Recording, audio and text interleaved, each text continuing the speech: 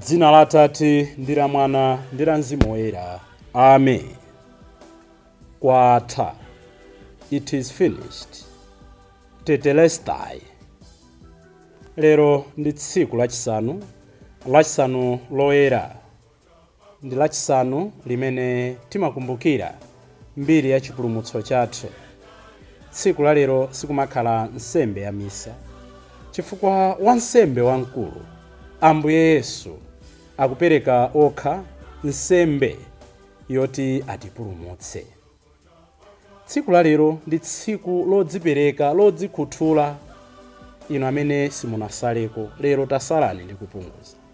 Mwina kupatula amene ali ndi maissues mthupi, ka ana achikulire, komanso mwina amene akudwala matenda osiyanasiyana. Koma ife amene tili angwiro tidzimane tsiku la lero. Tiyeretse mitima yathu. Mwayi ngati ulipo tilandire sakramenti la kulapa. Kwatha. Mawu athu a tsiku la lero akutithandiza kuti timvetse za chipulumutso chathu. Zochitika tsiku la lero ndi zambiri. Mawu ndi atali kwambiri. N'chifukwa chake tsiku la lero pano patiyankhule na Mbuye tingowerenga mawu awiri, mawu oyamba ndi mawu achiwiri. Mthenga wabwino ndi wautali, nde kuti tisunge space tiwerenge onse sitikwanitsa, koma tikupempheni mukawerenge panokha mukapeza nthawi. Mwachitsanzo, mawu athu oyamba akuchokera m'buku la mneneri Yesaya, mutu wa 52 ndi 13 kukamaliza mpaka mutu wa 53 ndi 1 kulekeza 12. Amene akutiwerengera mawu oyamba ndi Grace Sembo kuchokera ku St. Bernadette Parish, Diocese ya Mzuzu.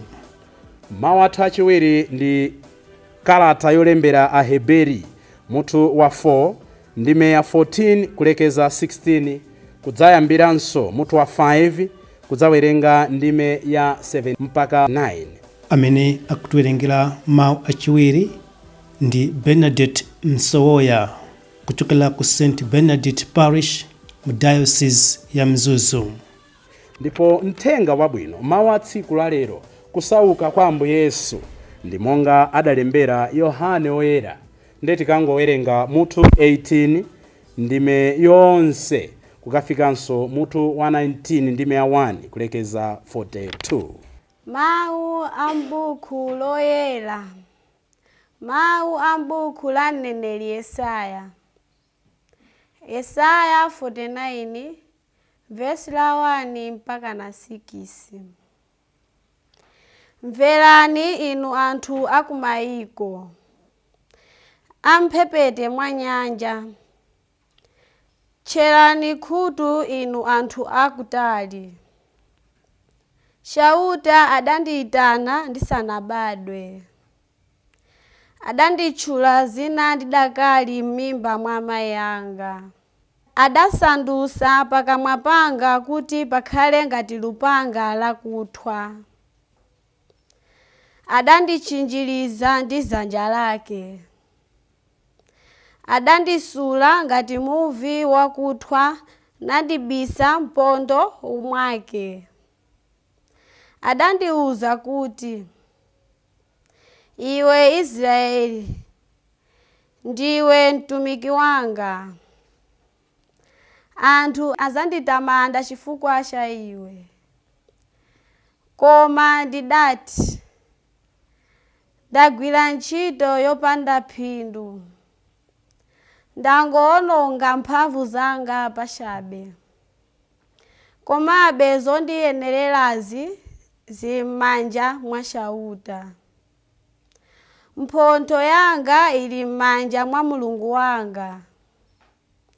Chauta ndi amene andiumba m'mimba mwa mayi anga kuti ndikhale mtumiki wake, kuti ndibweze fuko la Yakobo kwa iye, ndipo kuti ndisonkhanitse Aisraeli pafupi ndi iye. Choncho ndimalemekeza m'maso mwa Chauta. Ndimapeza mphamvu mwa Mulungu wanga. Chautayo akunena kuti, n'chinthu chochepa kwambiri kuti ukhale mtumiki wanga, kuti udzutse mafuko a Yakobo ndi kuwabweza kwawo Israeli amene adapulumuka. Ndizakusandutsa kuwala kowunika mitundu ina ya anthu, kuti chipulumutso changa chikafike mpaka kumathero a dziko lapansi. Mawu a Ambuye. Tithokoze Mulungu. Mawu a buku Loyera. Mawu a mkalata wa kwa Aheberi. Tiyeni tsono tigwiritse chikhulupiriro chimene timavomereza, pakuti tili naye mkulu wa ansembe wopambana, amene adapita mpaka ukafika kumwamba kwenikweni kwa Mulungu. Iyeyu ndi Yesu, mwana wa Mulungu. Sitili ndi mkulu wa ansembe woti sangathe kutimvera chifundo chifukwa cha zofowoka zathu.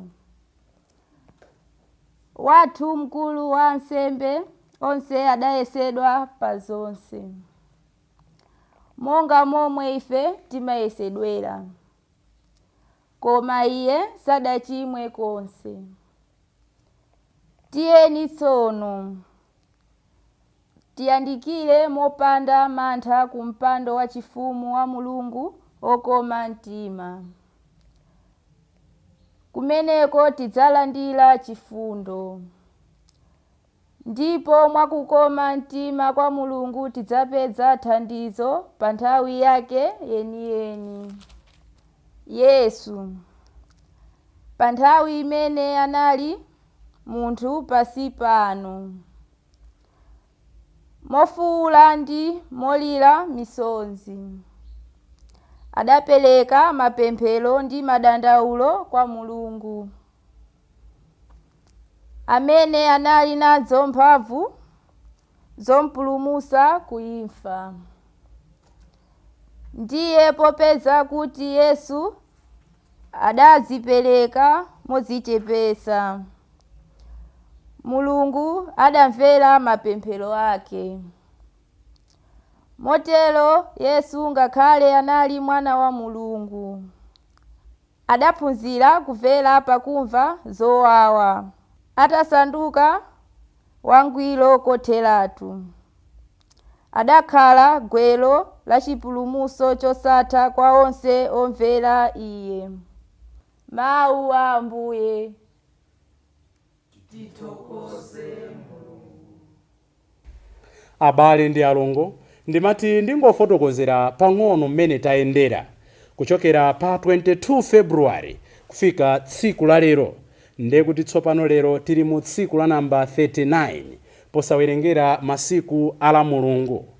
Mkatikati mwa ndime mpingo unatipatsa ngodya zitatu zimene zatiperekeza kufika tsiku la lero. Timayenera kupunguza ndi kusala zakudya, timayenera kuchita ntchito zachifundo, timayenera kuchita mapemphero mwapaderadera. Inu, ife, ine ndayenda bwanji? Kodi nditha kutero kuti lero ndikufika naye ku Gologota Ambuye Yesu? Mbala ija inapulumuka pa mtanda. It's never too late. Zikanakhala bwino tikanaenda limodzi. Mwina ndalephera, mwina I've slacked back here and there. Lero ndi tsiku la chipulumutso limene titati tisinkhe mokwana. Ndithudi ngati mbala ija nafenso tiona chipulumutso. So kuyambira ndoti mpingo natipatsa ngodya zitatu: kupunguza ndi kusala, kuonjezera mapemphero, komanso kuchita ntchito zachifundo. imene inali ngati sukulu yapadera. Mpingo kufuna kuti polawa zimenezi umene ukhale moyo wathu wonse, kumene kukhale khalidwe lathu lonse.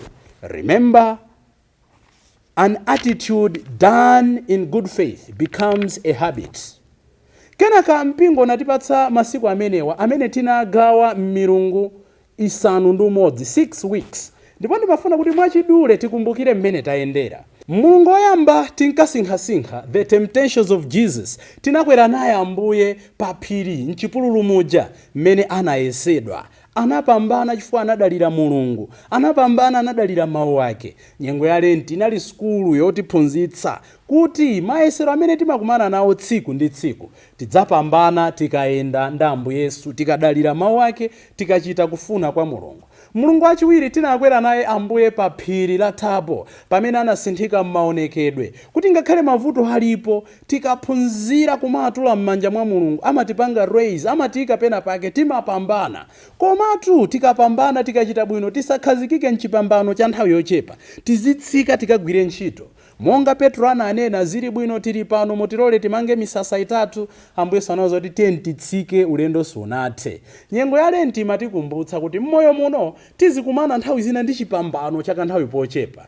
Dziko silimathera pamenepo, moyo sumathera pamenepo. Tipitirize kumayenda, tipitirize mpaka tikafike tsiku limene Ambuye Yesu akanene kuti bwera mwana wanga. Mulungu wachitatu Ambuye Yesu anatikokera pa chitsime ndi mayi wa ku Samariya, chitsime cha Yakobo, pamene amatikumbutsa kuti othetsa maludzu athu, othetsa njala zathu ndiye. Ine ndine madzi opatsa moyo, amene ndimaunikira dziko lapansi, amene anakhutitsa Aisraeli ndi mana, amene anapatsa Aisraeli madzi pamene ludzu linawavuta. Tili ndi maludzu osiyanasiyana, koma Augustine Loyera anatiuza kuti mitima yathu imakhazikika pokhapokha itakhazikika mwachauta.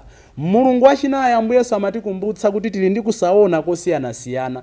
Pamene anali kuchiritsa munthu wina amene anabadwa osaona, Ambuye Yesu anatilangiza, anatichenjeza kuti iye ndiye muni wathu, iye ndiye kuwala kwathu. Ndipo Mulungu wachisanu Ambuye Yesu anaukitsa Lazaro kwa akufa, limenenso ndi nsanamira yayikulu ya chikondwero chimene tikulowa tsopano, kuti monga iye akulowa m'manda, monga iye anasauka, monga iye anazunzika, monga iye anafa, monga iye anatsikira dziko la anthu akufa, iye anauka kwa akufa. Ndipo chitsanzo chachikulu anamuukitsa Lazaro kwa akufa. Inu ndi ine tidzaukitsidwa kwa akufa tikakhala nacho chikhulupiriro mwa Mulungu.